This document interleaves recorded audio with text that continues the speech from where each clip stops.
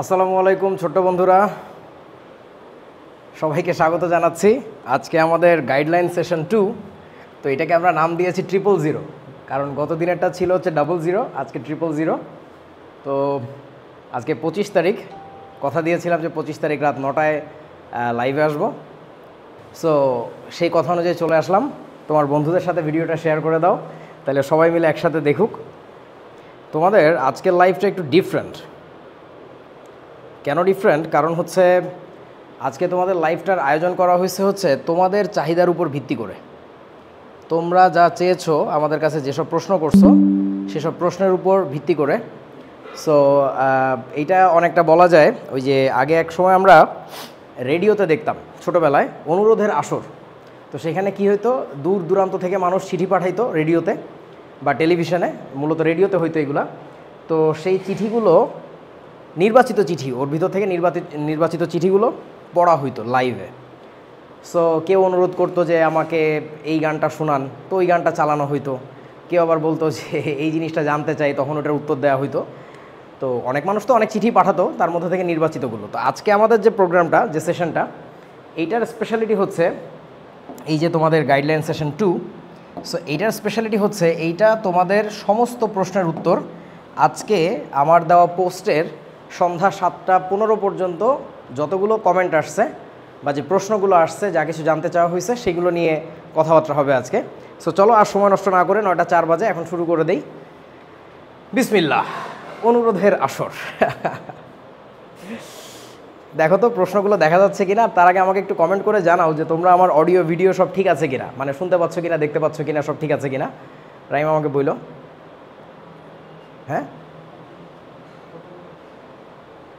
হ্যাঁ হ্যাঁ, আর কমেন্টে আমাকে একটু জানাও যে অডিও ভিডিও ঠিক আছে কিনা। ওকে, সো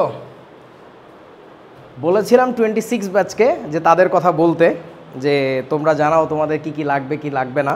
তো এখানে একটু সুযোগ পেয়ে 25ও কথা বলে নিছে। কি বলছে দেখো, আজিমউদ্দিন আমাদের HSC 25-এর কোর্স নিয়ে কবে কোর্স আনবেন স্যার? আসবে। আফরিনা আহমেদ ফারিয়া বলছে ভাইয়া HSC 25-এর জন্য কি কিছু আছে? আছে। সম্রাট মশিউর রহমান বলছে HSC 25-এরটা কবে? আরিফ হক নানা হবে। তাহমিদ হোসেন বলছে HSC 25 নিয়ে তো আপনার কোনো ইন্টারেস্টই দেখি না। কি অভিমান রে ভাই, HSC 25 নিয়ে নাকি আমার কোনো ইন্টারেস্টই কাজ করতেছে না। চিন্তা করো তো এই ফাজিলের কথাটা। তোকে পাইলে কি যে করব আমি। অবশ্যই ইন্টারেস্ট আছে, আসবো। সো তোমাদের জন্য এখনই ঘোষণা দিলাম, কারণ আমি এই যে তাহমিদের কথা একটু রাগ করছি। ও কেন এভাবে বললো যে আমার নাকি তোদেরকে নিয়ে কোনো ইন্টারেস্টই নাই। আছে, প্রচুর ইন্টারেস্ট আছে, সেটার জন্য একটু সময় দিতে হবে। কারণ 26-এর বাচ্চারা একেবারে ছোট, তাদেরকে আগে শুরু করছি। 25 তো তোদেরকে মোটামুটি কিছু দূর পড়িয়েছি, তাই না? সো আরেকটু আগাইতে হবে সামনে, কারণ এখন লাস্ট মোমেন্টে ফিনিশিং দেওয়াটা খুব জরুরি।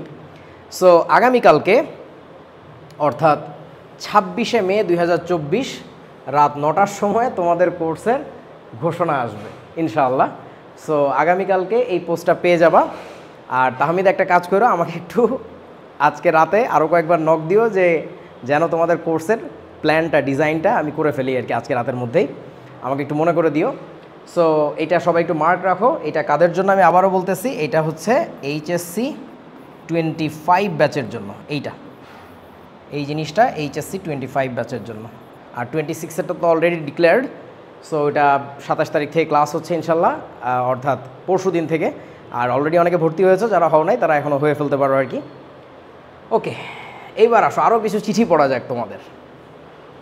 তারিকুল ইসলাম জিহাদ, আমি প্রথমে চাইছিলাম যে ওরটাই শুধু বড় করে থাকবে, তো পরে আবার একটু ছোট করে দিলাম, কারণ আরেকজন কথা বলছে ভাইয়া 24-এর জন্য একটু গাইডলাইন দেন। সাদমান, MH সাদমান, ও বলছে HSC 24 শিখতে আপনার কাছে কেমিস্ট্রি পড়ছি নানা, তবে পড়ছি বানান ভুল। এই পড়ছি বানানটা হবে হচ্ছে পড়েছি, অথবা তুমি যদি পড়ছি বলতে চাও তাও হবে, কিন্তু ছ হবে দন্ত স না। এটা একটা মারাত্মক ভুল, এই কাজটা করবা না, এতে ভাষা বিকৃত হয়, এটা খুব খারাপ একটা জিনিস। আচ্ছা, সো যে অধ্যায়গুলো পড়াইছেন আবারও ছ হবে এখানে। আলহামদুলিল্লাহ, ওগুলোতে আর কখনো পিছে ফিরে তাকাতে হয়নি। সুবহানাল্লাহ, আলহামদুলিল্লাহ। এইচএসসি 24-এর জন্য আপনার আলাদা কোর্স থাকলে রসায়নে হাফেজ হইতাম। Wow, what a desire, what a wish, হাফেজ হবে। তবে হাফেজ হওয়ার চেয়ে বেশি জরুরি হচ্ছে মস্তিষ্ককে সবসময় কাজে লাগাইতে পারা, যে কোনো রকম প্রশ্নকে সম্মুখীন হইতে পারা এবং এই নলেজ কাজে লাগিয়ে সামনে আরও অনেক বড় কিছু করতে পারা।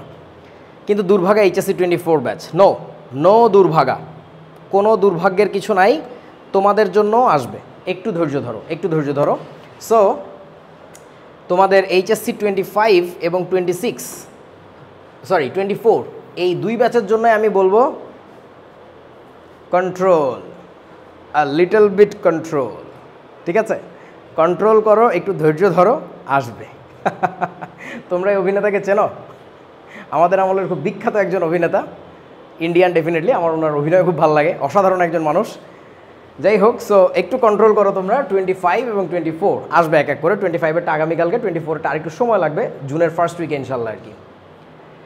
ওকে, সো এখন আরও কিছু চিঠি পড়া যাক। এইবার হচ্ছে 24-এর সময়, এখন থেকে আমি 24-এর চিঠি পড়ব। সো নবিতার অনেকগুলো বলা কথা, তোমরা একটু পড়তে থাকো। এর মধ্যে আমি একটু দেখে নেই যে তোমাদের গুরুত্বপূর্ণ কোনো কমেন্ট আছে কিনা এই মুহূর্তে লাইভে, সো দ্যাট আমার যদি সেটা রিপ্লাই করতে হয় সেটা আমি একটু এখনই দেখে নেই। ওকে, দেবার্ণব, দীপ, সুজন, অমিত, পার্থ, সাব্বির আমাদের 23 ব্যাচের স্টুডেন্ট ছিল রংপুরের, রিসেন্টলি বুয়েটে চান্স পেয়েছে এবছরই। সো ওর জন্য অনেক হাততালি দিও তোমরা একটু। সাব্বির ভাইয়া তোমাদের, মোহাম্মদ আল সাব্বির, ওকেও নিয়ে আসবো, ওর ফিজিক্স পড়ানোর খুব ইচ্ছা। আচ্ছা, ইনভোকিং ইসলাম, তোমাকে তো অনেক আগে থেকে দেখি আমি। সুজন, নাশিতা আমাদের 21 ব্যাচের স্টুডেন্ট মিরপুরের, আলহামদুলিল্লাহ ভালো আছি। দীপ, তারপরে রেজওয়ানা রশিদ, হ্যাঁ সবাই যারা সালাম দিয়েছো সবাইকে ওয়ালাইকুম আসসালাম। সাদি স্যার, আসসালামু আলাইকুম। আচ্ছা, সুদীপ্ত আমার খুব পছন্দের একজন ছাত্র, 24 ব্যাচের,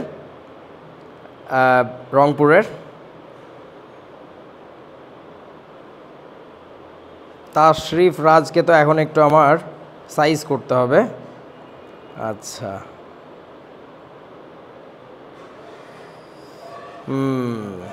সানি রাজ, ওকে। সাইয়েদ অভি তাচিন, ওর নামটা আমি উচ্চারণ করতে পারতেছি না হয়তো, বা একটা প্রশ্ন করছে, নানা এইচএসসি 26-এর জন্য কেমিস্ট্রি কত দিনে সাস করবেন, মানে শেষ করবেন আর কি, আমি জানি না। তোমরা একটু হিসাব করে দেখো, আমি তোমাদেরকে হিসাব দিয়েছি প্রতি সপ্তাহে মোটামুটি 2টা, কখনো 3টা ক্লাস নিব ইনশাল্লাহ। শুরু করলেই বুঝতে পারবো আমরা যে কী করা যায়।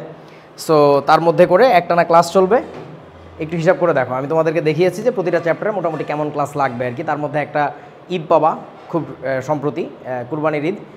আচ্ছা, সো নবিতা অনেকগুলো কথা বলছে, খুব ভালো কতগুলো পয়েন্ট। পয়েন্ট নাম্বার 1 হচ্ছে হাউ টু কনসেন্ট্রেট স্টাডি না অন স্টাডি। ওকে, সো এইটা আসলে একটা লম্বা প্রশ্ন যে কিভাবে তুমি পড়াশোনায় মনোনিবেশ করবা। আমার কাছে ওকে একটু বলো, হোয়াটসঅ্যাপ বলে একটা ব্যাপার আছে, মোবাইল বলে একটা ব্যাপার আছে। আচ্ছা, সো আমার কাছে যে ইন্সপিরেশনটা ছিল সেই ইন্সপিরেশনটা হচ্ছে যেটা, আমার বাড়ির আশেপাশে আমি অনেক দারিদ্র দেখতাম, অনেক অভাব দেখতাম। মানে ব্যাপারটা এরকম ছিল, এইটা ধরো আমাদের বাড়িটা, তো আমার বাড়ির আশেপাশে যে ঘরগুলো ছিল তারা খুবই দরিদ্র। এবং তারও মধ্যে আর একটা ব্যাপার হয়েছে, আমি যত বড় হয়েছি, আমার বাপ একসময় কোটিপতি ছিল, তো আমি ব্যবসায়ী ছিল, তো সো আমি যত বড় হয়েছি আমার বাপের টাকা পয়সা তো নাইমে যেতে দেখছি। মানে আমার বড় হওয়ার গ্রাফ যদি এরকম হয়, এই যে আমার বয়স বাড়তেছে, এক্সপোনেনশিয়ালি তো আর বাড়তেছে না, লিনিয়ারলি বাড়তেছে, আর আমার বাপের টাকা পয়সার পরিমাণ হচ্ছে এইভাবে কমে গেছে, বুঝছো? সো এই দুইটা জিনিস, আমার আশেপাশের সবাই গরিব এলাকার মানুষজন, তাদের জীবনযাত্রার ধরন আমি দেখছি। আমার নিজের ফ্যামিলির মানে ডাউনওয়ার্ড ফলটা আমি দেখছি। এই জিনিসগুলো আমাকে অনেক ভাবাইতো যে এই মানুষগুলোর জন্য কিছু করা লাগবে। এবং আমি আশেপাশে অনেক দুর্নীতি দেখতাম, অনেক অন্যায় দেখতাম, সেগুলোর বিরুদ্ধে আমি কাজ করতে চাইতাম। তো কোনো এক সময় না বুঝতে পারছি যে আসলে জীবনে বড় কোনো পজিশন হোল্ড করতে হবে। তো এটা না করতে পারলে আসলে সোশ্যাল রিফরমেশন সম্ভব নয়, পরিবর্তনগুলো সম্ভব না।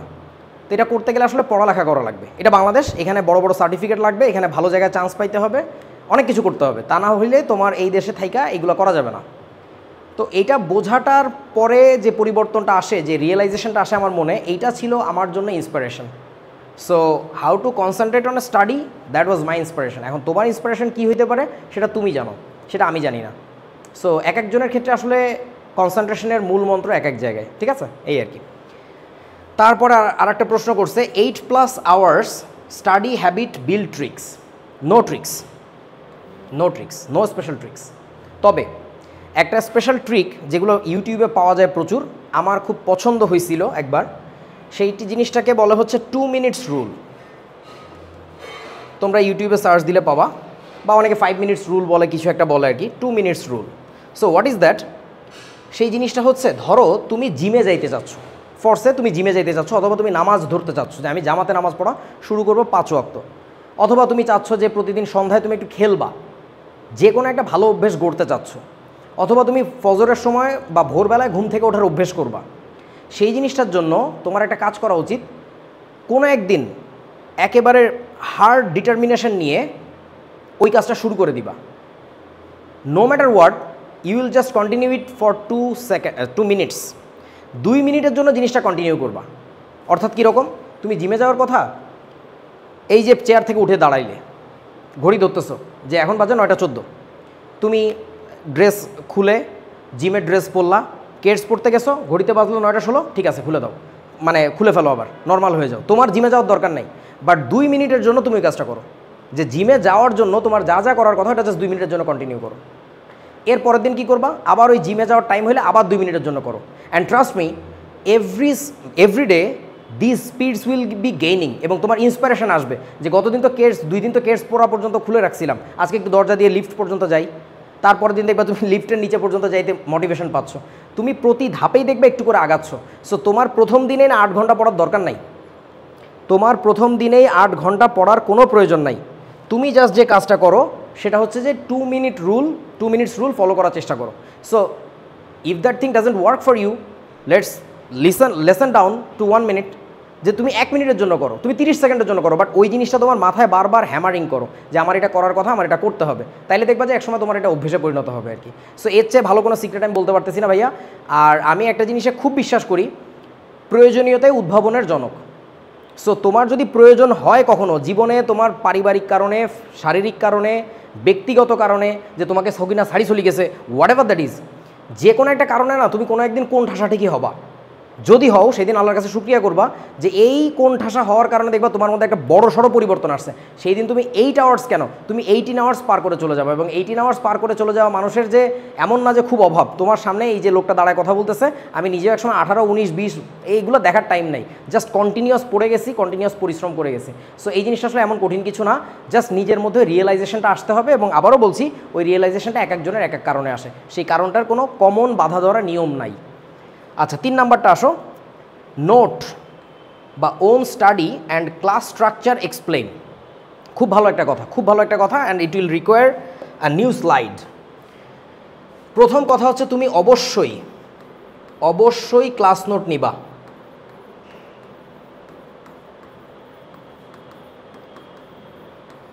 নিজের হাতে, একেবারে নিজের হাতে।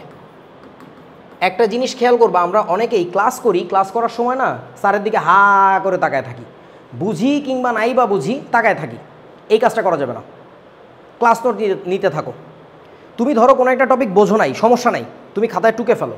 টুকলে যেটা হবে, ক্লাসের শেষে তুমি স্যারকে বা বন্ধুকে বা বান্ধবীকে বা বড় ভাইকে, যে কাউকে না যায় দেখাইতে পারবা যে ভাই খাতার মধ্যে এই যে ব্যাপারটা লিখছেন, এই ঘোড়ার ডিমটুকু কি, এইটুকু বুঝায় দেন। অথবা তুমি আর এক কাজ করতে পারো, তুমি বোঝো নাই বলে এরকম তাকায় থাকলা আর তুমি লেখলা না, তারপরে ক্লাস শেষে যায় স্যারের কাছে ওই সাদা জায়গাটা দেখায় বলবা, আচ্ছা আপনি এইখানে কি লিখছিলেন বলেন তো, এই যে এই বরাবর এটা কী লেখা ছিল। স্যার তোমারে বলবে কি জানো, তুমি এইদিকে আসো, কাছে আসো, দূরে থেকো না, কাছে আসো, একটা থাপড়া দাঁত ফেলাই দিব। তুই সাদা জায়গায় এনে বলতেছো যে এখানে আমি কী লিখছিলাম। You have to write in your own hands. এবং অনেকে যে কাজটা করে, যে ক্লাসে না যে বন্ধু বা বান্ধবীর কাছ থেকে ক্লাসের নোটের ফটোকপি নিয়ে নেয় বা ছবি তুলে নিয়ে নেয়। Never do that thing. তুমি যদি নিতান্তই খুব কোনো জরুরি কারণবশত ক্লাসে যেতে না পারো, সেটা ভিন্ন কথা, কিন্তু কোনো কারণ নাই, হুদাই তুমি গড়াগড়ি খাইছো এবং তুমি ক্লাসে যাও নাই, একদম মরবা। সো ক্লাস নোট নিবা অবশ্যই, এবং ক্লাস নোট নেওয়ার সময় নিজের মতো করে সিক্রেটস লেখো। সিক্রেটস লেখো মানে বুঝো, তোমরা দেখবা বিভিন্ন টপিক স্যাররা এক্সপ্লেন করার সময় বা ভাইয়ারা এক্সপ্লেন করার সময় অনেক গল্প করে, হঠাৎ করে কোনো একটা গল্প জুড়ে দেয়। তুমি মনে করবা যে এই লোকটা খুব গল্পবাজ। আরে বাবুরে, তুই একটু মনোযোগ দিয়ে খেয়াল করে দেখ, ওই লোকটার এই গল্পের সাথে পড়াশোনার কোনো একটা টপিক সে রিলেট করতেছে। ওই গল্পটা যদি তোমার মনে থাকে তাহলে তোমার ওই টপিকটা মনে পড়ে যাবে ইনস্ট্যান্টলি। এটাকে নেমোনিক বলে, নেমোনিক নাম শুনছো? স্মৃতি সহায়ক। সো নেমোনিকগুলো লিখে রাখো ওই টপিকটার পাশে। নর্মালি বোকারা যেটা করে, এই গল্পগুলো শুনে হি হি হি হি করে হাসতে থাকে, তুমিও হাসো, তুমিও এনজয় করো, নো প্রবলেম, বাট তুমি চোরামি করে একটু টুকি টুকি করে লিখে ফেলো। এবং আমার ক্লাস নোটটা যদি দেখাইতে পারতাম, এক বিশেষ চোর আমার খাতাটা চুরি করছে, সেও আমার ছাত্র ছিল, কি আর বলবো, এক আহাম্মক। সো আমাকে বলছিল খাতাটা দেন ভাই, একটু ফটোকপি করে দিয়ে দিব। তা আমি তো বিশ্বাস করে দিয়ে দিছি, আর আমি কাকে যে কি দেই আমার মনেও থাকে না। সো সে আমাকে আর খাতাটা ফেরত দেয় নাই, আমার নবগোপাল স্যারের ক্লাস নোট। সো এটা থাকলে আমি তোমাদেরকে দেখাইতে পারতাম যে আমার খাতার মধ্যে কী পরিমাণ এসব নেমোনিক্স লেখা থাকতো, যে স্যার এটাকেই গল্প দিয়ে বলছিলেন। যেমন ধরো আমি তোমাদেরকে একটা জিনিস প্রায়ই বলি যে বন্ধন গঠিত হইলে তাপশক্তি কী হয়, নির্গত নাকি শোষিত। এই জিনিসটা তোমরা অনেকে মনে রাখতে পারো না, একটু কমেন্ট করো তো দেখি পারো কি না। 9-10-এ পড়ছো যে বন্ধন গঠিত হইলে তাপশক্তি কী হয়, নির্গত হয় নাকি শোষিত হয়। সো এই জিনিসটা আমি মনে রাখতে বলি কীভাবে জানো, যারা ক্লাস করছো তারা তো জানোই, যারা জানো না তারা জেনে নাও। বন্ধন গঠিত হইলে তাপশক্তি আসলে নির্গত হয়, এটাকে মনে রাখতে পারো এইভাবে সিম্পলি একটা হাততালি দিয়ে। আমার এই দুইটা হাত যদি দুইটা পরমাণু হয়, তাহলে এখন দেখো তো আমি যে হাততালি দিলাম, তাহলে বন্ধনটা কী হলো, গঠিত হইলো। The bond is just got formed. So বন্ধন গঠিত হয়েছে, এটার ফলে কি এখান থেকে দেখতে পাচ্ছ শব্দ শক্তি নির্গত হয়েছে। একটু হাততালি ভালো মতো দিয়ে দেখো, হাত গরম হয়ে যাবে, অর্থাৎ তাপশক্তিও এখান থেকে নির্গত হচ্ছে। না বুঝতে পারলে আমার কাছে আসো, পিঠের উপর একটা দিলে বুঝবে যে হ্যাঁ এখানে তাপশক্তি নির্গত হয়েছে। সো এই যে তোমার বন্ধন গঠিত হইলে কি হচ্ছে, শব্দশক্তি নির্গত হচ্ছে। আচ্ছা ভাই, শক্তি নির্গত হবে, সোজা কথা মনে রাখবা, বন্ধন গঠিত হইলে শক্তি নির্গত হবে। তাহলে বন্ধন ভাঙতে গেলে কি, শক্তি শোষিত হবে। এটাকে ফিজিক্স দিয়ে খুব সুন্দর করে এক্সপ্লেন করা যায়, ওইটাও আমি করি ক্লাসে। কিন্তু ইনিশিয়ালি তোমার মনে রাখার জন্য এই কথাটা খুব খুব খুব জরুরি যে হাততালি দিয়ে মনে রাখা। ইভেন আমি লেখানোর পরে পাশে লিখেও দেই হাততালি নিয়ম, যারা আমার পুরাতন স্টুডেন্ট আছে তারা বলতে পারবে যে আমি এই কাজটা করি কিনা। সো এই নেমোনিকগুলো অবশ্যই লিখে রাখো। 3 নাম্বার পয়েন্ট হচ্ছে যেটা,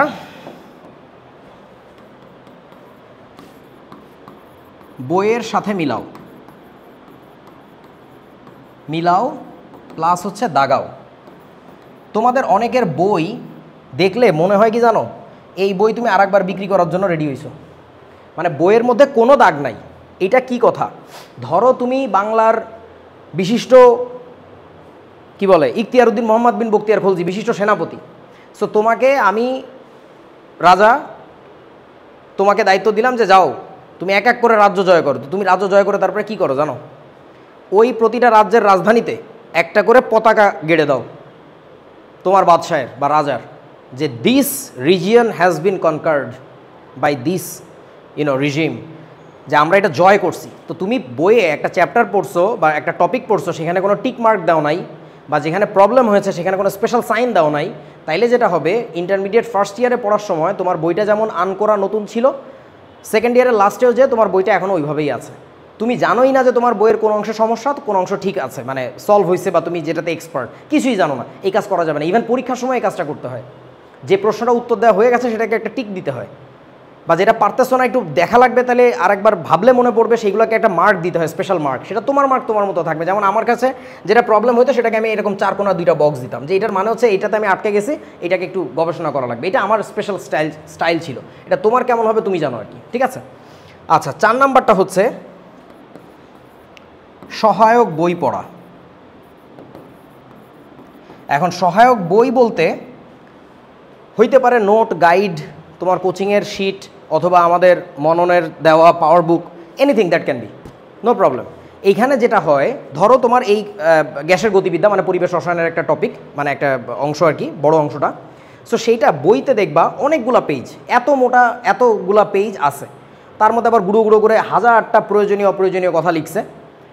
কিন্তু সেইখান থেকে আমরা বাছাই করে তোমার জন্য কিছু গুরুত্বপূর্ণ কথা একেবারে ছকে বেঁধে পয়েন্ট আকারে বিভিন্ন কালার দিয়ে লিখে দিছি। তার মানেটা কি, তোমার পুরো বইটা অবশ্যই পড়া উচিত, পড়বা, কিন্তু এই মুহূর্তে for getting a good grab of the topics and the whole thing, তোমার কি করা উচিত, এটাতে খুব দ্রুত একটা গো থ্রু দিয়ে গেলে কি হয়ে গেল, কাজ হয়ে গেল না। সো এটার সাথে তুমি যখন মিলায় মিলায় পড়বা ক্লাস নোটের সাথে, তখন দেখবা তোমার একটা অন্যরকম কনফিডেন্স আসতেছে। এবং কনফিডেন্স যখন আসে মানুষের তখন মনে শান্তি আসে, আর শান্তি আসলে তখন ওই যে নবিতার বলা যে কথাগুলো 8 ঘন্টার বেশি পড়বো কেমনে, কনসেন্ট্রেশন বাড়াবো কেমনে, সব তোমার অটো চলে আসে। তুমি যে জিনিসে ভয় পাও সেই জিনিসে তোমার কনসেন্ট্রেশন থাকবে না, সেই জিনিসে তুমি মজা পাবা না, সেই জিনিসে তুমি 8 ঘন্টা পড়তে পারবা না বা করতে পারবা না। ব্যাপারটা হচ্ছে এরকম। তোমরা একটা জিনিস চিন্তা করে দেখো, আমার জীবনে যত ছাত্র আমি পড়াইছি তাদের মধ্যে প্রচুর ছাত্রদেরকে আমি চেষ্টা করছি প্রফেশনাল কাজে ঢুকায় দেওয়ার জন্য, হয় সেটা টিচিং, নয় সেটা টাইপিং, যে টাইপিংও তো করা যায়, এটাও একটা চাকরি হইতে পারে, একটা প্রফেশন হইতে পারে, বা কন্টেন্ট মেকিং হইতে পারে, যে তুই চোথাপাতি লেখালেখি কর, বা ধরো যে গ্রাফিক্স ডিজাইনিং বা ফটোগ্রাফি, অনেক কিছু আমি যা কিছু পারি আমি ধরা দেওয়ার চেষ্টা করছি, কারণ অনেকের ব্যবসা আছে সেগুলো আমি ধরা দেওয়ার চেষ্টা করছি। এখন দেখো সেক্ষেত্রে আমি যেটা খেয়াল করছি, এবং তোমরাও নিশ্চয়ই একমত হবো আমার সাথে, ধরো টাইপিংয়ের কথাই যদি আমি বলি, কারণ গতকালকে আমি টাইপিং নিয়ে 5-6 জন স্টুডেন্টের সাথে বসছিলাম, মানে আমার এক্স স্টুডেন্ট এবার ভার্সিটিতে ভর্তি হয়েছে, যে ওদেরকে শিখাচ্ছিলাম যে কীভাবে এই সায়েন্টিফিক টাইপিংগুলো করে। সো সেই কয়জন 6 জন বসছিল, 6 জনের মধ্যে 2 জন মারাত্মক সুন্দর পারতেছে, বাকি 4 জন পারতেছে না। এবং 4 জনের মধ্যে বিশেষ করে 2 জনের কথা যদি বলি, আমি নাম না বলি, ওরা তো একেবারে তেতো বিরক্ত, এই যে ভাই কি এটা। এখন ব্যাপারটা হচ্ছে দেখো, কেউ কেউ বিরক্ত হয়ে যাচ্ছে, আবার কেউ কেউ কিন্তু লেগে আছে। কারণটা কি, ওই যে ও সামহাউ মানে ম্যাজিকটা ধরতে পারছে যে এই জিনিসটা সহজে করা যায় কীভাবে, তার জন্য মেন্টাল প্রেশার পড়তেছে না। সো ব্যাপারটা ঠিক এরকম, তোমার যখন মেন্টাল প্রেশার কোনো একটা কিছুতে পড়ে তখন তুমি এটা করতে পারবে না, স্বাভাবিক ব্যাপার। ওকে, তারপরে হাউ টু অ্যাভয়েড ডিস্ট্র্যাকশন, সেটা হচ্ছে মায়ের, এটার জন্য লাগবে হইতেছে মায়ের। একটু আগে বলছিলাম জীবনে যন্ত্রণায় পড়তে হয়, কষ্টে পড়তে হয়। তোমরা একটা কথা শুনছো কখনো, ওই যে এক বিখ্যাত লোক একটা কথা বলছিল, সেই কথাটা হচ্ছে, বলো তো এই কথাটা কার বলা দেখি, পারো কি না? স্টে হাংরি, স্টে ফুলিশ, এই কথাটা কার বলা বলো? এইটার মতো করে আমি একটা কথা বলি, মানে তোমাদের জন্য, স্টুডেন্টদের জন্য বিশেষ করে, কষ্টে থাকো, পরিশ্রম করতে থাকো, এই কথাটা আমি আমার স্টুডেন্টদের জন্য বলি। এইটা বলছেন, আচ্ছা এইটা কে বলছেন বলে দেই, তোমাদেরও কমেন্ট আসছে নিশ্চয়ই। এটা বলছেন হচ্ছে স্টিভ জবস, তোমরা নাম শুনছো নিশ্চয়ই, অ্যাপলের প্রতিষ্ঠাতা। আর এটা বলছেন হচ্ছে Arif jobs, sorry Arif no jobs, ঠিক আছে। সো ঘটনা হচ্ছে, দেখো ভাই বেশি চালাক হয়ে গেলে সমস্যা, এই জন্য বলছে বোকা থাকো, বোকা থাকলে তুমি আরও শিখতে চাইবা। আর স্টে হাংরি, ক্ষুধার্ত থাকলে তখন কাজের স্পৃহা জন্মে। তোমার যখন পেটে ক্ষুধা নাই তখন তুমি কাজ করবা না, এটা হচ্ছে সোজা কথা। তোমার যখন প্রয়োজন পড়বে তুমি অটোমেটিক্যালি বিছনা থেকে উঠে যাবা। খেয়াল করে দেখো, যখন তোমার পরীক্ষার প্রেশার থাকে না, কিছু থাকে না, তখন দেখবা যে বেলা 12টা পর্যন্ত ঘুমাচ্ছ। যখন একটু চাপ আসে, বাসায় কোনো একটা সমস্যা হয়, তখন দেখবা যে কেমনে জানি ফজরের সময় ঘুমটা ভেঙে যায়। সো ব্যাপারটা এরকম, কষ্টে থাকো, পরিশ্রম করতে থাকো, তাইলে লাভ আছে, ঠিক আছে। তো এই কথাটা কেন বলতেছিলাম, মিলায় নাও একটু। ডিস্ট্র্যাকশন তাদেরই আসে যাদের জীবনে করার তেমন কিছু নাই। সোজা কথায় ভাই, মেলা বড় লোকের পোলা বা মাইয়া। এখন তোমার যদি এই টাইপের লাইফ হয় তাহলে আমার বলার কিছু নাই। You must have to know how to avoid distractions. তোমার যদি লাইফের এইম বা গোল অনেক বড় কিছু থাকে, ডিস্ট্র্যাকশন আসলে কোনো ব্যাপার না। তোমার বন্ধু ডাকবে, চল আজকে এখানে যাই, ওইখানে যাই, আড্ডা মেরে আসি, অমুক করে আসি, তমুক করে আসি, বাট তোমার কিছু হবে না আর কি। কি ও আচ্ছা আচ্ছা, ওকে। সো আসো এবার, your own study rule and structure. আমার স্টাডি রুল অ্যান্ড স্ট্রাকচার তোমাদের আসলে বললে কোনো লাভ হবে না। তার কারণটা হচ্ছে আমার সিচুয়েশন, আমার পার্সপেক্টিভ, তোমার সিচুয়েশন, তোমার পার্সপেক্টিভ আলাদা। যেমন আমি ইন্টারমিডিয়েটে, তোমরা অনেকেই জানো, প্রায় 1.5 বছর অসুস্থ ছিলাম। তো আমি এত ঝড় ঝাপটা পার হয়ে যে মানুষটা শেষের 3-4 মাসের মধ্যে সব শেষ করছি, আর তোমার এখন কেবল এইচএসসি পরীক্ষা, মানে এইচএসসি সিলেবাস শুরু হচ্ছে, তুমি এখনও যদি আমার স্টাইল শোনো, তুমি নিজেই যে কাজটা করবা, কাঁথামুড়ি দিয়ে শুয়ে থাকবা, বলবা আম্মুকে, আম্মু এইচএসসি 3 মাস আগে ডাক দিও, আয় উঠি সব করি ফেলবো। That doesn't work, that wouldn't work. So ঘটনা হচ্ছে যে আমার স্ট্র্যাটেজি পুরোপুরি তোমার কপি করার দরকার নেই। আন্ডারস্ট্যান্ড ইয়োর ওন সিচুয়েশন, তার উপরে ডিপেন্ড করবে তোমার স্ট্র্যাটেজি কেমন হওয়া উচিত, ঠিক আছে। আর আমি একটা কথা বলে রাখবো এই ক্ষেত্রে, যে সিচুয়েশনে থাকো না কেন, অলওয়েজ আলহামদুলিল্লাহ বলা শেখো। কারণ তুমি এখন যে অবস্থায় আছো, তুমি এর চেয়ে আরও অনেক খারাপ থাকতে পারতে। তোমার চেয়েই তোমারই বয়সী, তোমারই অনেক বন্ধু বান্ধবী হয়তো বা তোমার চেয়ে খারাপ অবস্থা আছে। সো আল্লাহর কাছে অলওয়েজ শুকরিয়া আদায় করতে থাকবা। যা আছি ভালো আছি, শুকরিয়া আদায় করলে আল্লাহ বরকত আরও বাড়ায় দেয়। আল্লাহ বলো, ভগবান বলো, যাই বলো, মানে তোমার আরও কি হয়, পজিটিভ লাইফ আসে আর কি। আচ্ছা, তারপরে আসো পরের পয়েন্টে কি বলছে। ও সরি, পরের আর কোনো পয়েন্ট নাই। Your own study rule and structure which help you to get chance in BUET. So এটা তো একটা মিস্ট্রি, মানে লাইক আমি কেমনে বুয়েটে চান্স পাইলাম। বাট বিশ্বাস করো, তুমি যদি কষ্ট করতে থাকো, ধৈর্য ধরে পরিশ্রম করতে থাকো, নেগেটিভ না হও, হ্যাঁ আমার এটা কেন হয় না, আমার ওইটা কেন হয় না, তুমি পরিশ্রম করতে থাকো, মানে আমি জানি না তোমরা কে কে বিশ্বাসী কে কে অবিশ্বাসী, তোমার হেল্প আসবেই, গায়েবী হেল্প আসবেই। কীভাবে যে আসবে তোমার জানার কোনো দরকার নেই। ওই যে একটা কথা তোমরা নিশ্চয়ই পড়ছো যে if somebody wants something from core of their heart, মানে মনের গভীর থেকে যদি কোনো কিছু চায়, the whole world conspires how he can get it. সে কীভাবে এটা পাবে, এটা নিয়ে গোটা মানে বিশ্ব ব্রহ্মাণ্ড ষড়যন্ত্র করতে থাকে যে ওকে যেন এটা পাওয়ায় দেওয়া যায়, এবং খুব অবলীলায়, মানে খুব অজান্তেই কীভাবে জানি হেল্প চলে আসে আর কি। সো থ্যাংক ইউ নবিতা, অনেক সুন্দর সুন্দর পয়েন্ট বলছো। আমি যতদূর পারি বলার চেষ্টা করছি অল্প সময়ের মধ্যে। আসো তোমাদের 26-এর আরও কিছু প্রশ্ন। মোসাম্মদ সোয়াইবা আক্তার, ও বলছে এইচএসসি এর সাথে, হ্যাঁ 25-এর ঘোষণা আগামীকালকে আসবে, আমি আবারও বলছি। এইচএসসি এর সাথে অ্যাডমিশনের পড়াশোনা কিভাবে করব। ওকে, সিমিলার প্রশ্ন আরও কতগুলো আছে, আমরা একটু দেখে নেই। লিমন আমার রংপুরের 23 ব্যাচের স্টুডেন্ট, আমার খুব পছন্দের এক ছাত্র, ওর কথা পরে বলতেছি। টাইম ম্যানেজমেন্ট কীভাবে করবে জিজ্ঞাসা করছে। ও যদিও জানে he is an amazing student, but ও তারপরে বলছে তোমাদের পক্ষ থেকে। আচ্ছা, ও সোয়াইবার 2টা কমেন্ট, তাই না?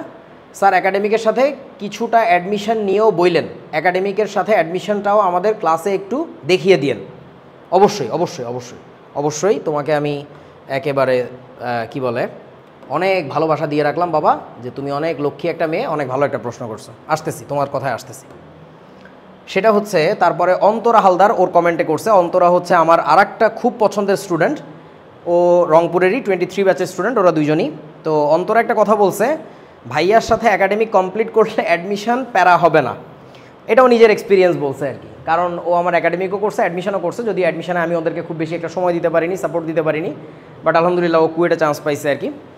সো এবং ওর সাথে কথা বললেও জানবা তোমরা যে আসলে আমার একাডেমিকে দেখানো জিনিসগুলোর থেকেই মানে মূল ভিত্তিটা যেহেতু তৈরি হয়, অ্যাডমিশনে খুব বেশি প্যারা হয় না আর কি। তবে ডেফিনেটলি এটা সত্যি, অ্যাডমিশনের স্ট্র্যাটেজি ডিফারেন্ট, তবে একাডেমিকের ভিত্তি তোমার অবশ্যই লাগবে। কথাটা ভালো করে বুঝো, একাডেমিকের ভিত্তি তোমার সব জায়গাতে লাগবে, কিন্তু অ্যাডমিশনের স্ট্র্যাটেজিটা ডিফারেন্ট হয়। সো আমি যতটুকু পারি ওদেরকে একটু ধরায় দেওয়ার চেষ্টা করছিলাম আর কি। আচ্ছা, তারপরে আমি কিন্তু এইটা শেষ করে ফেলি না, আমি আসতেছি এখানে, ঠিক আছে? এইবার হাসিবের একটা কমেন্ট দেখে আসি। হাসিব হচ্ছে আমাদের মননেরই স্টুডেন্ট, ও হচ্ছে 19 ব্যাচের, এবং তোমার কি বলে, ও বুয়েটে পড়ে এখন মেকানিক্যালে, এবং ও আমাদের মননেই ফিজিক্স ক্লাস নিত। সো ওর কথাটা কি, though I am not a HSC 26 candidate, I want to discuss how good preparation in HSC helps you crack the admission tests easily. I mean, good preparation in HSC is equals admission preparation. এই কথাটা শোনার পরে আমার মনে হয় আর কিছু বলার দরকার নাই। That summarizes everything. যে তুমি কিভাবে আসলে অ্যাডমিশনে ভালো করবা। বিশ্বাস করো ভাই, তোমার যে ভিত্তিটা এইটা তোমার একাডেমিকেই গড়তে হয়। একাডেমিকে যদি তোমার ভিত্তি গড়া না থাকে, তাহলে তোমার অ্যাডমিশনে হাজার লম্ফজম্ফ করো, কোনো লাভ হবে না। আমি যেভাবে বলে থাকি সেটা হচ্ছে, ধরো তোমার এইটা হচ্ছে মাটি, সিম্পলি এটা হচ্ছে মাটি। তো তুমি এখানে একটা বিল্ডিং বানাইতে চাও, তো বিল্ডিংটা আমরা কি বানাবো, এই যে এরকম একটা বিল্ডিং বানাবো। এখন এই বিল্ডিংয়ে তো তোমার ভিত্তি লাগবে ভাই, ভিত্তি লাগবে না? তো সেই ভিত্তিটা আসলে এই যে এইটা একটা ধরো পিলার, আবার এই যে আর একটা পিলার, এরকম আর কি। তো এখন তোমাকে আসলে একাডেমিকে যেটা করানো হয় সেটা হচ্ছে, তোমরা একটু আমাকে কমেন্ট করে জানাও তো কোনটা গড়তে সময় বেশি লাগে। একটু সিভিল ইঞ্জিনিয়ারিংয়ের টার্ম শিখাই। এই যে মাটির উপরের যে অংশটা, এটাকে বলে সুপারস্ট্রাকচার, মানে যদি কেউ STRUCTURE, যদি কেউ সিভিল ইঞ্জিনিয়ারিং পড়ো তখন দেখবে যে এই নামে ডাকে। আর মাটির নিচের যে অংশটা, এটাকে বলে সাবস্ট্রাকচার। তো আমাকে একটু বলো যে কোনটা গড়তে সময় বেশি লাগে, সাবস্ট্রাকচার নাকি সুপারস্ট্রাকচার? দেখি কি জানো, বিল্ডিং বানাইতে তো দেখছো তোমরা অনেকেই নাকি? এইটা একটা সুন্দর বিল্ডিং তোমাদের নানির জন্য তোমার নানা বানাইছে। এই যে একটা বিল্ডিং হয়েছে, ঘোড়ার ডিমের একটা বিল্ডিং। নাও, ঠিক আছে। ও জানালা দেওয়া হয় না, তা নাহলে তোমার নানি তো দম বন্ধ হয়ে মারা যাবে। এইখানে একটা জানালা, জানালা, জানালা। কি কমেন্টে কি আসছে রাইম? হ্যাঁ, গুড। সাবস্ট্রাকচার বানাইতে হচ্ছে মূলত সময় বেশি লাগে। সো এখন ঘটনা হচ্ছে, তোমার ভাই এই বস্তুটা ঠিক একাডেমিকের মতো অবস্থা। এই জায়গাটা হচ্ছে তোমার একাডেমিকের জায়গা, বুঝলে? এই বস্তুটা হচ্ছে তোমার একাডেমিক। এখন একবার তোমার যখন সাবস্ট্রাকচারটা রেডি হয়ে যায়, শক্ত একটা ফাউন্ডেশন রেডি হয়ে যায়, বিশ্বাস করো ভাই, এর উপরে সুপার স্ট্রাকচার তুলতে তোমার আসলে সময় লাগে না। অ্যাডমিশনের সময় তড়ি ঘড়ি করে এক টান দিয়ে, যেটা তুমি ধরো যে 2.5 মাস ধরে একটা চ্যাপ্টার শেষ করছো, ওইটা অ্যাডমিশনে শেষ করা যায় 3 থেকে 4 ঘন্টায় ম্যাক্স। সো এই জায়গায় যারা মনোযোগ দেয় না, যখন তোমার ফাউন্ডেশন গড়ার সময়, সেই সময় তুমি যদি অ্যাডমিশন বলে চিৎকার করতে থাকো, ট্রাস্ট মি, তুমি ভাইঙ্গা চুইরা পড়বা, জাস্ট বিল্ডিং সমেত ভাইঙ্গা চুইরা পড়বা। এই কাজ খবরদার কইরো না। তোমার একাডেমিকে যদি ভালো ভিত্তি থাকে, ভালো ভিত্তি মানে কি জানো? ভালো ভিত্তি মানে কিন্তু শুধু কলেজে ভালো মার্ক পাওয়া না। একটা মানুষ যখন কোনো কিছু বোঝে, তখন সে নিজে না ফিল করে যে আমি ওই জ্ঞানটুকুকে কাজে লাগায়া 14 রকমের তরকারি বানাইতে পারতেছি। তরকারি হোক, ভাজি হোক, ভর্তা হোক, আমি এইটার অনেক রকমের রেসিপি পারি। I am confident on that thing. Even তোমাদের একটা মজার কথা বলে রাখি, আমরা এই যে চোথাগুলো যখন তোমাদেরকে পাঠাবো, তখন দেখবা যে আমাদের এই চোথাগুলোর মধ্যে লাস্টের দিকে যে অঙ্কগুলো আছে, অধিকাংশ অঙ্কের কোনো আনসার দেওয়া নাই। যদি আনসার দেওয়াও থাকে কয়েকটার, ধরো যে 40% অঙ্কের আনসার দেওয়া আছে, আমার যারা পুরাতন স্টুডেন্ট ওরা এখানে কমেন্ট করবে, তোমরা এসে দেখো, আমি কিছু বলতেছি না। এই আনসারগুলোর কি জানো? আনসারগুলোর যে 40% দেওয়া, তাদের মধ্যেকার 50%, অর্থাৎ তাদের মধ্যেকার প্রায় অর্ধেক ভুল, ইচ্ছাকৃতভাবে ভুল। ভাইব না যে এটা আমরা বুঝি নাই যে অঙ্কটা কেমনে করে। অঙ্কটা ক্লাসে ঠিকই করায় দেওয়া হয়, এবং ওরা যখন বাসায়ও করে, যেগুলো বাড়ির কাজ দেই, সেখানে যখন ভুল আনসার, মানে ওর আনসারের সাথে চোথার আনসার মিলতেছে না, ও নিজে যেন বুঝতে পারে যে ভুলটাকে আমার হয়েছে নাকি এই চোথা যারা লিখছে তাদের ভুল হয়েছে। That is what you call ultimate confidence. এই জিনিসটা তোমার অর্জন করতেই হবে, এবং এইটা আমি ব্যক্তিগতভাবে হাতে ধরে করায় ছাড়ি। এইটা যদি তুমি করতে না পারো, তোমাকে আমি একটা অঙ্ক করাই দিলাম, একটা প্রবলেম সলভ করাই দিলাম, তুমি এটা গট করে কোনোভাবে প্র্যাকটিস করে আয়ত্ত করলা, পরীক্ষার খাতায় যে ঝাড়ি দিলা, that's not a process, that's not opening your mind, and that should never be the process of learning anything. So ব্যাপারটা হচ্ছে, আমি আবারও বলতেছি, তোমার প্রিপারেশন ভালো মতো হচ্ছে কি না, এটা বোঝার খুব সুন্দর একটা উপায় হচ্ছে তুমি আসলে ডিপলি ফিল করতেছো কিনা কোনো কিছু।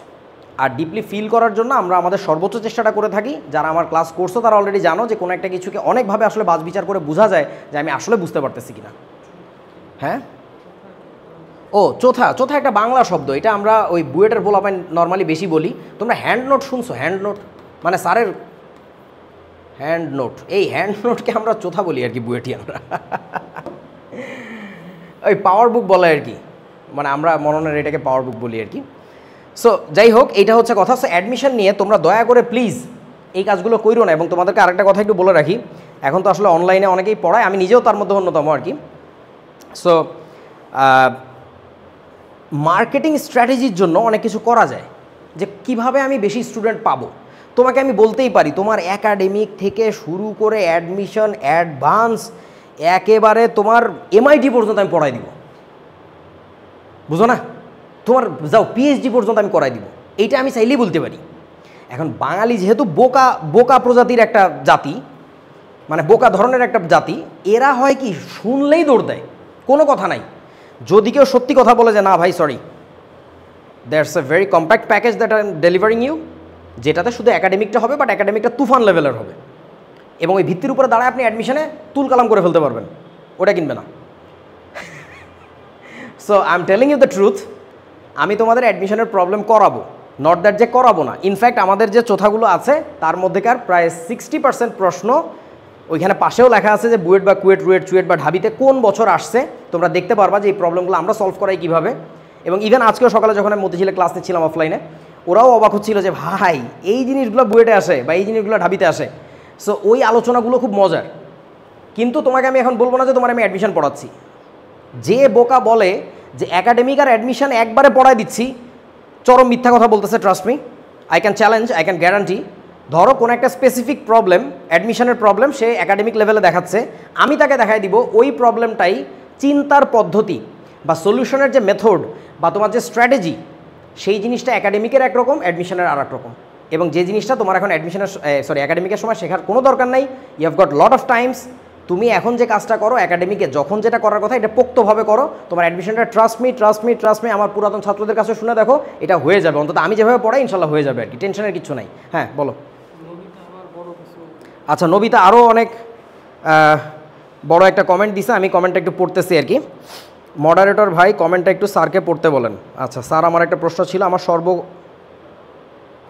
সর্বনিকটতম কলেজ, আচ্ছা সর্বনিকটতম, আচ্ছা কলেজ দিয়ে পরে কথা বলতেছি একটু পরে। নবিতার কমেন্টটা আমাকে একটু স্ক্রিনশট দিয়ে পাঠাও। ওকে, সো অ্যাডমিশন নিয়ে কথা হইলো আপাতত। তারপরে আসো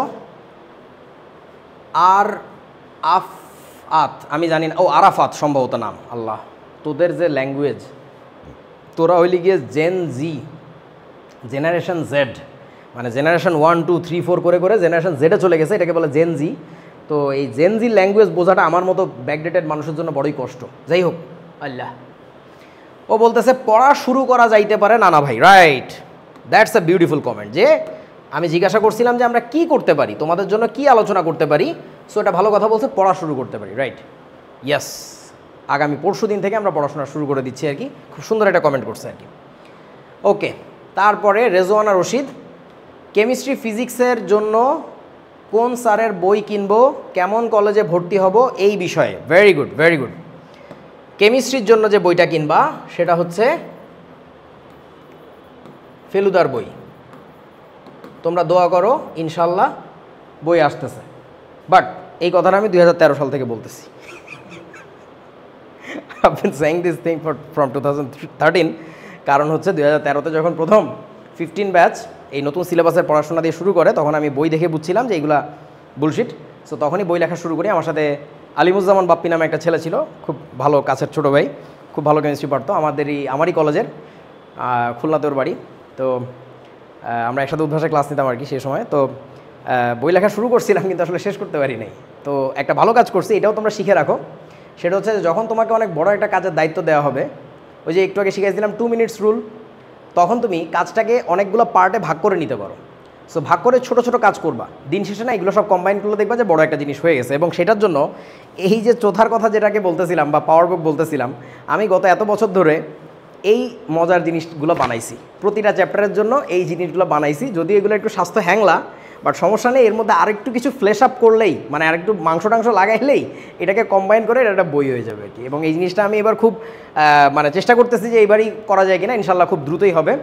আর বই নিয়ে আর একটা কথা বলে রাখি, তোমাদের বর্তমান সিলেবাসের যে বইগুলোর যে অবস্থা, এইগুলো নিয়ে খুব বেশি হম্বিতম্বি কইরো না। বই একটা কেনা লাগে তাই কিনো, কিন্তু বই পড়ে যে তুমি খুব বেশি উদ্ধার করে ফেলবা, যে 9-10-এর মতো যে বই লাইন বাই লাইন পড়তে হবে, ব্যাপারটা এরকম না। বরং যারা এই কাজটা করবে তারা বরং ক্ষতিগ্রস্ত হবে, ট্রাস্ট মি। কারণ বইতে অধিকাংশ জিনিসপত্র উল্টাপাল্টাভাবে বুঝাইছে। এই যে আমার সামনে একজন বসে আছে, সেও মাথা ঝাঁকাচ্ছে, তোমাদের 3-4 ব্যাচের সিনিয়র ভাইয়া। সো ঘটনা হচ্ছে যে এই জিনিসগুলো তোমরা বুঝবা কয়েকদিন পরে। বই নিয়ে এখন হম্বিতম্বি কইরো না, ঠিক আছে? তোমরা যেখানেই পড়া শুরু করছো, আমার কাছেই করতে হবে তা না। এখন সবাই কম বেশি ভালো পড়া, আলহামদুলিল্লাহ।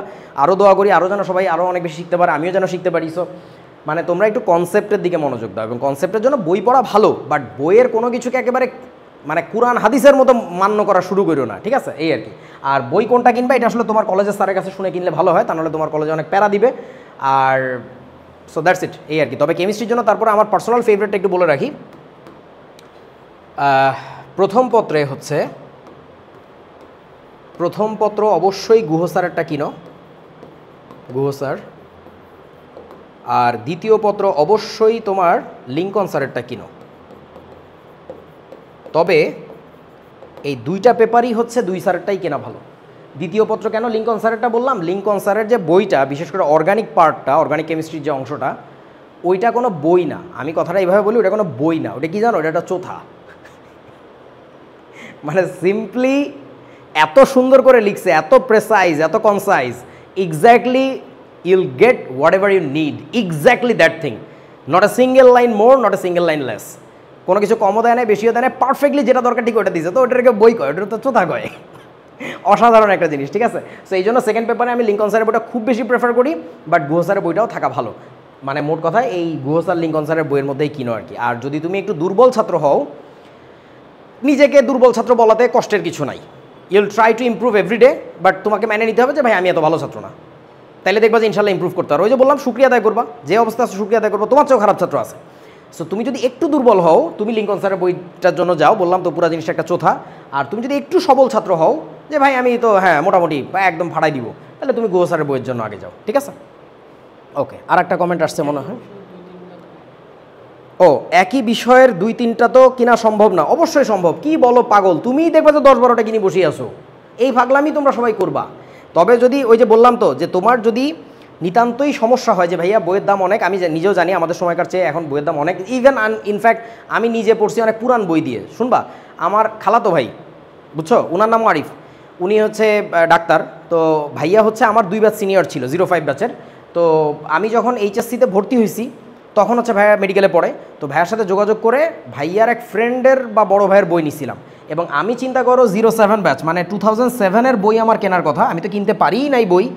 আমি আমার ওই ভাইয়ার কাছ থেকে বই নিছিলাম, ওইটা সম্ভবত 2003 বা 4-এর, আমার মনে নাই। তো আমি এত পুরান বই দিয়ে পড়ছি, তো তুমি যদি নতুন কিনতে না পারো পুরান কেন, কোনো সমস্যা নেই। তবে একটা জিনিস জেনে রাখো, ফিজিক্স বই তেমন একটা রিভিশন হয় না, রিভাইজ হয় না, চেঞ্জ হয় না, কিন্তু কেমিস্ট্রি বই কিন্তু প্রচুর চেঞ্জ হয়। সো এই জন্য চেষ্টা করো ভাই কেমিস্ট্রি বইগুলো অন্তত লেটেস্ট কেনার, বিশেষ করে যারা মেডিকেল ভর্তি পরীক্ষা দিবা তাদের জন্য, ঠিক আছে। কারণ অনেক ইনফরমেটিভ জিনিসপত্র থাকে, তো এখানে একটু ডেটা চেঞ্জ হলে অনেক ঝামেলা। আচ্ছা, আরও একটা কমেন্ট আসছে, সুহাইব রুমি, না আমি শিখর এনরোল্ড স্টুডেন্ট ফর ফুল ইয়ার, মাশাল্লাহ। বিসাইডস আপনার কোর্সটাও রাখতে চাচ্ছি for your guideline mentorship. So full syllabus কীভাবে কমপ্লিট করবেন, কয়টা ফেজে শেষ করবেন, একটু বললে ভালো হয়। তুমি এইচএসসি কোন ব্যাচ এটা আগে একটু জানো। এইচএসসি 26-এর জন্য তো বলেই দিছি 5টা ফেজ হবে। সো 25-এর জন্য ডিফারেন্ট স্ট্র্যাটেজি আসবে, কারণ হচ্ছে ওদের তো ফার্স্ট ইয়ার শেষ হয়ে গেছে। সো ওদেরটা বুঝে বলতে হবে আমাকে আর কি। আচ্ছা, আর কোন কলেজে ভর্তি হবা এটা নিয়ে তুমি ইউটিউবে একটু ঘাটো, তুমি প্রচুর গাইডলাইন পাবা, ভালো আলতু ফালতু অনেক ধরনের গাইডলাইন পাবা। আমি জাস্ট একটা কথা বলি, কলেজে তোমার খুব বেশি একটা হেল্প করবে না, কোনো লাভ নাই, আনলেস তুমি খুব শ্রেষ্ঠ কলেজে ভর্তি হও, যেটার সংখ্যা বাংলাদেশে খুবই কম। That is very sad thing to say, but that is the reality. এবং বাস্তবতা অস্বীকার করে কোনো ভালো কিছু হবে না, এই জন্য বলে দিচ্ছি। সো কলেজ তুমি চেষ্টা করো তোমার বাসার কাছে যেটা হয়, যেখানে যাওয়া আসার জন্য তোমার বেশি সময় ব্যয় হবে না এবং তোমার বেশি কষ্ট হবে না, এবং সেই সাথে কলেজের স্যাররা একটু শিথিল মানে কীরকম, এই তুই একদিন কলেজে আসিস নাই কেন, বল ওই এলাকায় কেন গেছিলি, মানে এইগুলা না। সো এই জিনিসটা একটু প্যারা কম দিবে, সেই সব কলেজে ভর্তি হতে পারো। তবে কিছু এলাকায় কিছু বিখ্যাত কলেজ আছে, সেগুলো অনেক সময় নামে চলে, অনেক সময় আসলেই কাজে ভালো। সো এইগুলো দেখে একটু ভর্তি হয়। তবে আরও একটা কথা জেনে রাখো, ভালো কলেজে ভর্তি হওয়ার মূল উদ্দেশ্য তোমার যেটা থাকা উচিত, আশেপাশের ভালো পরিবেশ। আশেপাশের ভালো পরিবেশ মানে যে অনেক গাছগাছালি লাগানো, এটা বুঝাই নাই, বুঝাইতে চাইছি যেটা, সেখানে ভালো ছাত্ররা পড়ে যারা সেলফ মোটিভেটেড, তাদের সাথে থাকলে তুমি নিজেও সেলফ মোটিভেটেড থাকবা, তাদের লাইফস্টাইল দেখে তুমি নিজেও মোটিভেটেড হবা যে এইরকম লাইফস্টাইল ফলো করা উচিত, আর কোনো কারণে না। ইনফ্যাক্ট কলেজে ওঠার পরে প্রচুর পোলাপাইনের পাকনা গজানো বুঝো, ওই বিভিন্ন আগডুম বাগডুম কাজ করে বেড়ায়, ওই তাদের সাথে মিশবা না। সো তুমি যদি একটা লবডঙ্কা মার্কা কলেজে ভর্তি হও, তাহলে তোমার আলতু ফালতু পোলাপাইন দিয়ে আশেপাশে ভরা থাকবে, ঠিক আছে, এই আর কি। তবে তোমাদেরকে এই ক্ষেত্রে একটা মজার কথা বলি, যে কে জানি জানতে চাইছিল যে আপনার নিজের স্ট্র্যাটেজি কেমন ছিল একটু বলেন। সো আমি তো খুলনায় পড়ছি অনেক দিন, কলেজ পর্যন্ত। খুলনাতে আমাদের একটা বিখ্যাত কলেজ ছিল, saint Joseph school and college. So ওই কলেজের একটা বিখ্যাত নাম ছিল, বুঝছো, যে ফাজিলগো কলেজ, প্রচণ্ড বান্দররা পড়তো। তো এখন আমার বড় আপুর একটা মতামত আমার সম্পর্কে ছিল যে আমাকে তুমি যে পরিবেশেই দাও না কেন, আমার পরিবর্তন করা যায় না। মানে আমার যে কিছু ক্যারেক্টারিস্টিক প্রপার্টি, লাইক ধরো যে আমি যাদের সাথে মিশি, আমি যা করি, তুমি আমাকে সবচেয়ে ফালতু পোলাপাইনের সাথে মিশাও, তুমি আমার চেঞ্জ করতে পারবে না। ওদের সাথে কিছুক্ষণ বন্ধু সেই হচ্ছে এরকম কিছুটা করে দিয়ে চলে আসবো, তুমি এসে আমার মধ্যে ওই প্রভাব দেখবা না। বা তুমি ধরো যে প্রচণ্ড মেধাবী, সারাদিন ফাড়ায় পড়তেছে, ওরও ইফেক্ট আমার উপরে খুব বেশি একটা পড়ে না। মানে আমার নিজের একটা সার্টেন স্টাইল আছে, যেটাকে খুব বেশি একটা পরিবর্তন করা যায় না। ভালো জিনিস হলে আমি নিব, চেষ্টা করি নেওয়ার, খারাপ জিনিস তুই আমার মধ্যে চেষ্টা করে ঢুকাইতে পারবি না, unless I wanted it that much. মানে আমার ব্যক্তিগত ইচ্ছাটা বেশি প্রাধান্য পায়, আমাকে আসলে অন্যরা প্রভাবিত করতে পারে কম। সো তোমার মধ্যে যদি চারিত্রিকভাবে এই গুণটা থাকে, যেটা বাবা মায়ের তৈরি করতে হয়, আমি জানি না কার কত দূর করছে, এটা নিজেই তৈরি করে নাও এখন, এইটা যদি থাকে তাহলে তোমার ভাই পরিবেশ দ্বারা প্রভাবিত করা যাবে না আর কি। হ্যাঁ, আরও একটা প্রশ্ন আসছে দেখি। ইমন হোসেন ভাইয়া 26-এর কোর্সে যুক্ত হয়েছে, গ্রুপে অ্যাড হতে পারিনি, এটা কি? না না না না না, সবার সাথেই হয় নাই, কয়েকজনের সাথে হয়েছে। এটা আজকে রাতের মধ্যে হয়ে যাবে, সমস্যা নেই, টেনশন করো না। হ্যাঁ, ও আচ্ছা, ওকে, দেখতেছি। ওকে, ঠিক আছে। তারপরে আরও একটা প্রশ্ন, Mohammad Miftahul, can anyone be a triplet guy? আচ্ছা, এই যে তোমাদের জেন জি মার্কা ল্যাঙ্গুয়েজ, এইটা আমি আজকে জীবনের প্রথম শুনছি। ট্রিপলেট শব্দটা তো শুনছি, সিংলেট স্টেট, ইলেকট্রনের ট্রিপলেট স্টেট, এগুলো তো শুনছি, বাট ট্রিপলেট গাই এটা আমি জীবনের প্রথম শুনছি এইখানে, যে হোয়াট ইজ এ ট্রিপলেট গাই। তখন কপাল ভালো, আমাকে সাব্বির, আমার 23 ব্যাচের স্টুডেন্ট, আমাদের রংপুর ক্যাম্পাসে বুয়েটে ভর্তি হয়েছে এবার। সো ও এসে ব্যাখ্যা করে দিয়েছে, তখন আমি বুঝলাম যে আচ্ছা ব্যাপারটা এরকম। Can anyone be a triplet guy? If the answer is yes, then please let us know how is it possible. It is possible না, ইজ ইট পসিবল? আচ্ছা, সাব্বির এসে যেটা বললো, মেডি দেই নাই, ফুল স্টপ হওয়ার কথা, তোর মাইক দিব সাব্বির। বুয়েট, সিকেরুয়েট, বুটেক্স, ডিইউ, মানে এগুলোতেও পাইছে, আমি বুঝছি আর কি। তো ঘটনা হচ্ছে ট্রিপলেট মানে বুঝছি, আমাদের দেশে যে পড়াশোনার মূল 3টা কি বলে ধারাভাগ, একটা হচ্ছে ইঞ্জিনিয়ারিং, একটা হচ্ছে তোমার মেডিকেল, আর একটা হচ্ছে তোমার ওই পাবলিক বিশ্ববিদ্যালয়গুলা, পাবলিক ইউনিভার্সিটিগুলা। সো এইটাকে বুঝাইছে, যে এইটাকে বলছে ট্রিপলেট। আমি তো মানে দেখা যে আনন্দিত হয়েছি, ভাইরে ভাই, ল্যাঙ্গুয়েজের সে কি উন্নয়ন। যাই হোক, that's a good thing, not a bad thing. আমার ডিসক্রেডিট, আমি বুঝি না এই কথাটা প্রথমে। সো এই ট্রিপলেট গাই হওয়া পসিবল কিনা, মানে সে 3 জায়গাতেই চান্স পায়ে দেখাই দিবে একদম। আমার কথা হচ্ছে, তোমার কি আসলে জীবনে এত কিছু দরকার? আমার একসময় খুব ইচ্ছা ছিল আমার একটা সাইকেল হলে হয়, আমি আর জীবনে কিছু চাইবো না। পরে ঢাকা এসে বুঝলাম, দূর সাইকেল নিয়ে হয় নাকি, বুয়েট থেকে যে উত্তরা যাবো সাইকেল নিয়ে, তো অবস্থা খারাপ হয়ে যাবে, মরে যাবো। তখন বুঝলাম যে এটা মোটরসাইকেল হলে জীবনে আর কিছু চাই না। এখন মোটরসাইকেল তো ছিল, রিসেন্টলি বিক্রি করে দিছি, মানে মোটরসাইকেল তো জীবনে কতগুলাই চালাইছি। তো এই আমি যখন মাঝখানে রংপুরে যাইতাম করোনার মধ্যে বা তারপরেও কিছুদিন আগ পর্যন্ত, তখন আমার একবার টার্গেট নিয়েছিলাম, মানে রংপুরের স্টুডেন্টরা জানে যে আমি হেলিকপ্টার কিনবো। অ্যান্ড ট্রাস্ট মি, আমি কোনো কিছু টার্গেট নিলে এটা মাশাল্লাহ করে ফেলি, কয়েকদিন সময় লাগতে পারে আর কি, বাট আমি করি আর কি। তো এবার এখনও পর্যন্ত আমার এই টার্গেট আছে, আমি হেলিকপ্টার কিনবো, এবং হেলিকপ্টার কিনে সারা বাংলাদেশে ঘুরবো।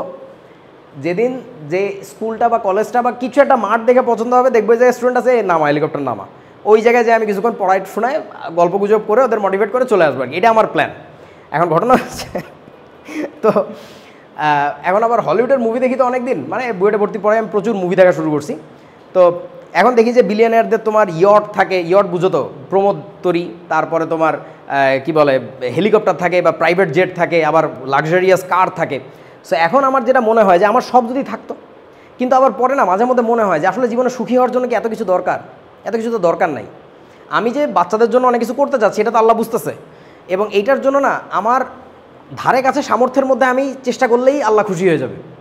ওই যে তোমার কবি একটা কথা বলছে না, যে কি জানি, এই কি জানি, দেখা হয় নাই দুপাও ফেলিয়া ঘর হইতে একটি ধানের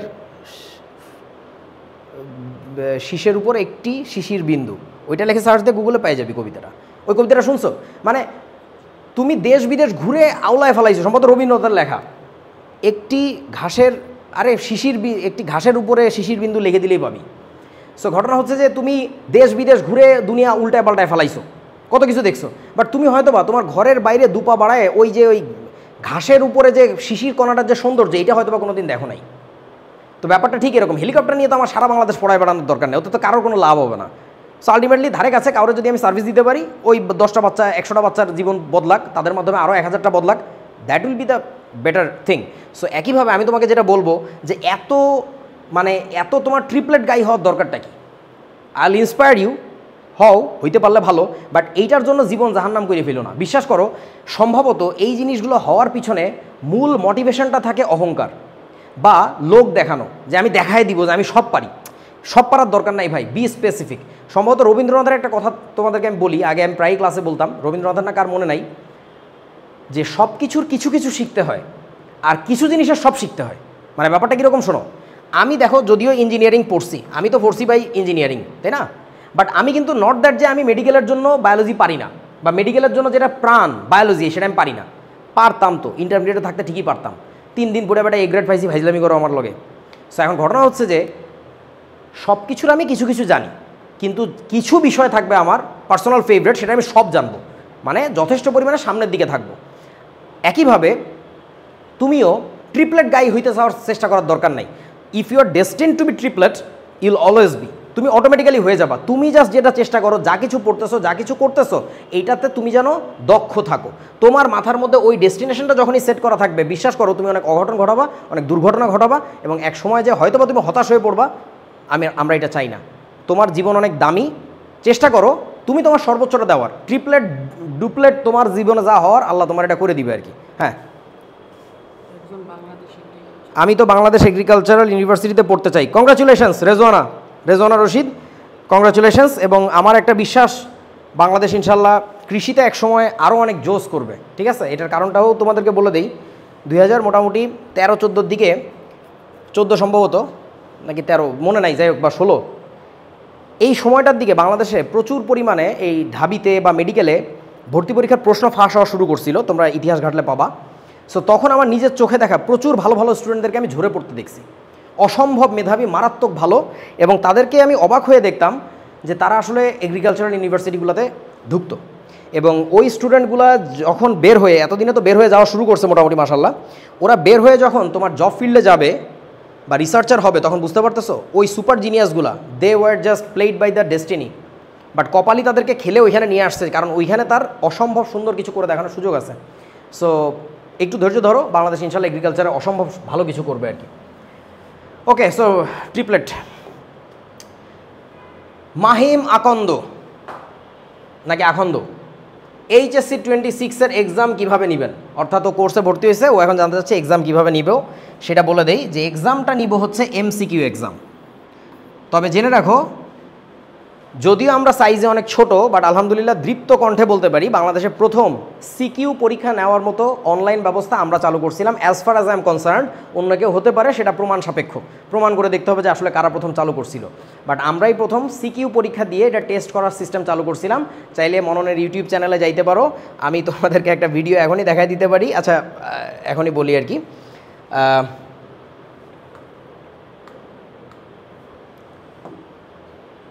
আমাদের ইউটিউব চ্যানেলে আছে ওটা, মনন একাডেমি। ভিডিওসে যাবা, এই আমি রংপুরে দেখাইছিলাম সেই জিনিস। আচ্ছা, অথবা চ্যানেলে গেলেও তো পাওয়া যায়, তাই না?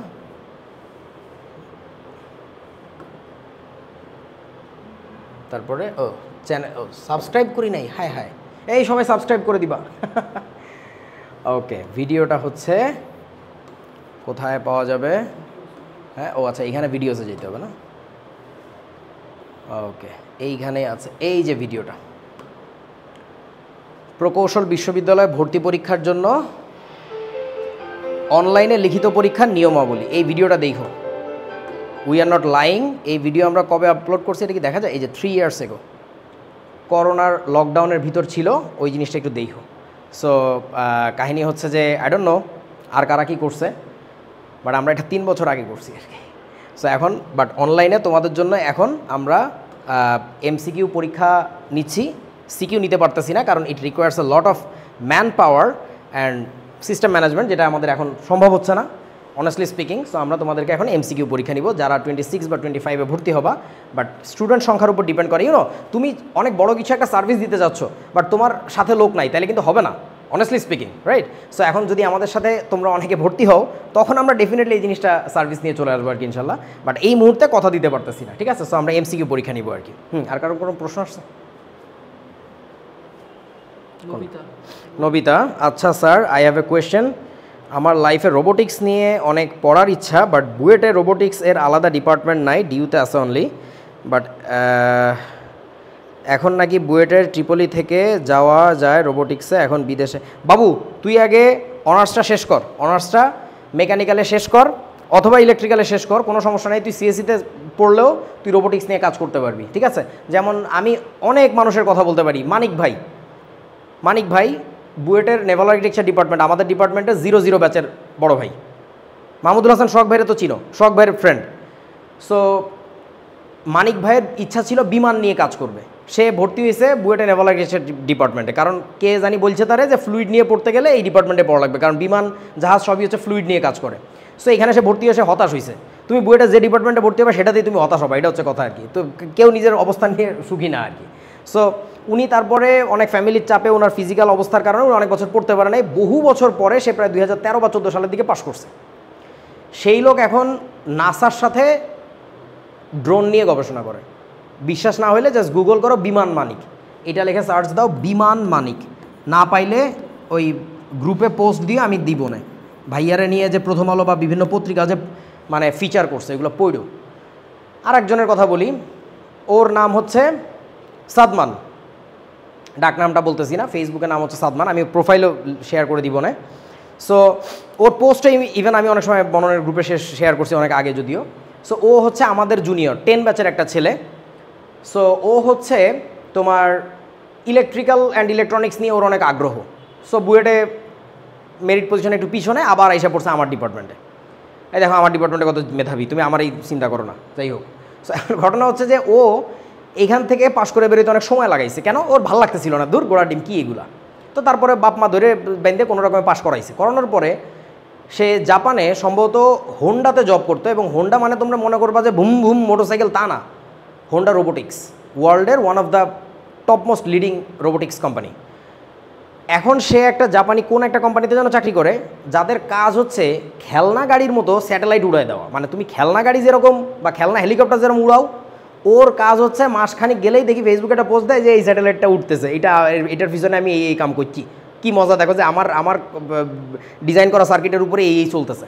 So that's the fun part ইঞ্জিনিয়ারিংয়ের ক্ষেত্রে, যে তুমি যদিও ধরো মেকানিক্যাল পড়ছো, তুমি নাসাতে চাকরি করতে পারো, তুমি সিভিল ইঞ্জিনিয়ারিং পড়ো, তুমি নাসাতে চাকরি করতে পারবা। মানে কাহিনী হচ্ছে এটাই, যে ইঞ্জিনিয়ারিং যেহেতু ইন্টার রিলেটেড এবং everything is related through math, তোমার বেসিক আইডিয়া থাকলে তুমি ওই রিলেটেড কাজে সুইচ করতে পারবা, ঠিক আছে। আর এমএস বলে একটা ব্যাপার আছে, মাস্টার্স।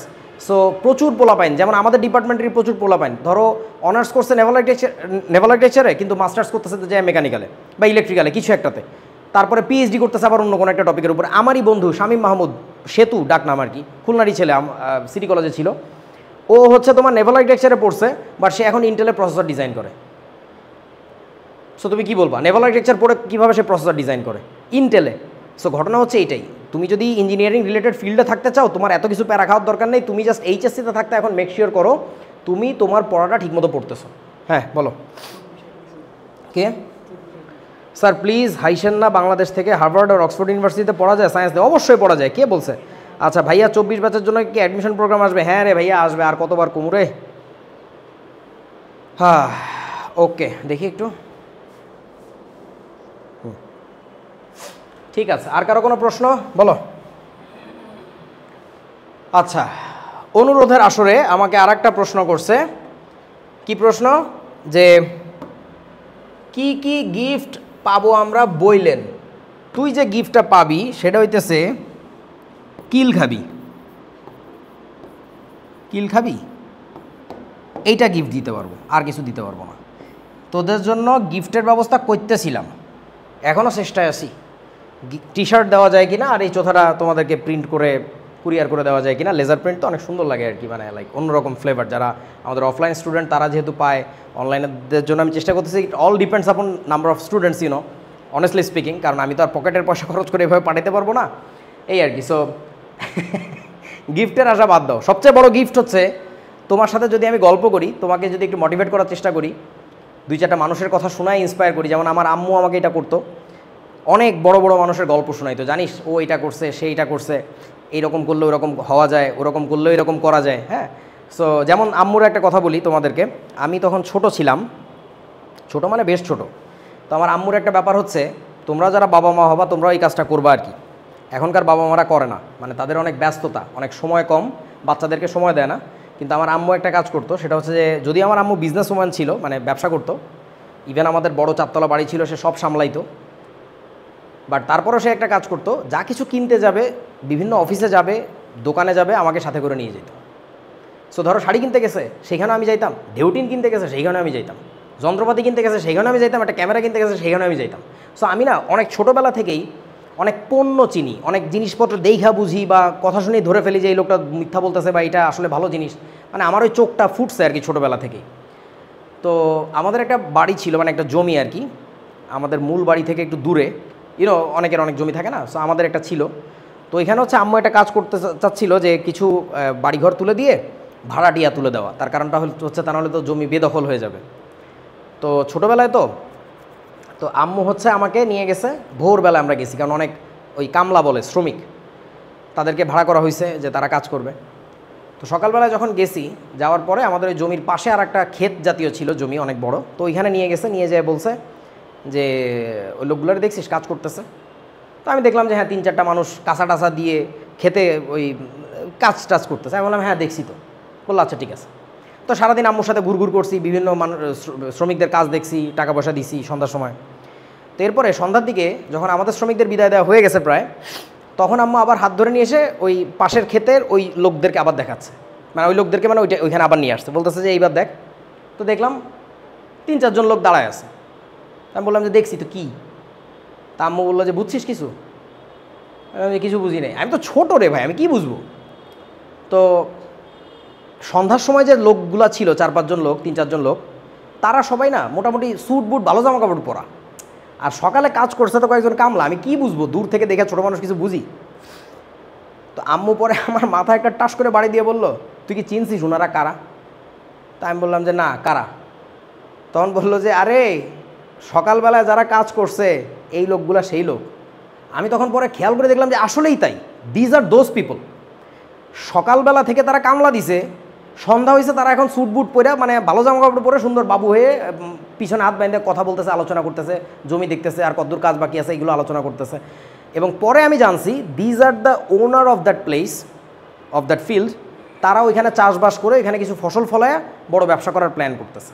সো এইটা আমার জীবনে অন্যতম বড় একটা লার্নিং ছিল আম্মুর কাছ থেকে, যে তুমি যত বড়ই হও না কেন, কাজের সময় প্রয়োজনে তুমি চাইলে কামলাও দিতে পারো, আবার তুমি এই মানুষটাই যথেষ্ট রুচিশীল হবা যে তুমি স্যুট বুট পরে রাস্তা দিয়ে হাঁটতে পারো প্রয়োজনের খাতিরে। সো ব্যাপারটা এরকম আর কি, যে তুমি তোমার কাছে হয়তোবা গিফট বলতে ওই একটা টি শার্ট বা একটা চোথা বা এই টাইপের জিনিস, বাট আমার কাছে গিফট বলতে তোমাকে দেওয়া আমার জীবনের সময়টা।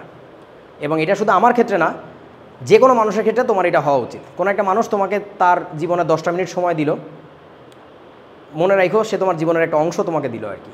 এবং তারপরে আবার ব্যাপার আছে, ধরো তোমার অনেক বন্ধু থাকবে যারা হচ্ছে তোমাকে দিনের পর দিন ঘন্টার পর ঘন্টা দিয়ে দিবে চার দোকানে বা রাস্তাঘাটে। ওই বন্ধুরা তোমার আসলে বন্ধু না, ও তোমার অনেক বড় ক্ষতি করতেছে। এটা একটু বুঝছো যে তোমার কোন সময় দিচ্ছে, তোমার ভালো সময় দিচ্ছে নাকি তোমার বিপদের দিনে দিচ্ছে। সো এইটা হচ্ছে তোমাদের প্রতি আমার দেওয়া সবচেয়ে বড় গিফট হবে আর কি। আর কোনো প্রশ্ন আসছে? Okay, so Redwan Uddin,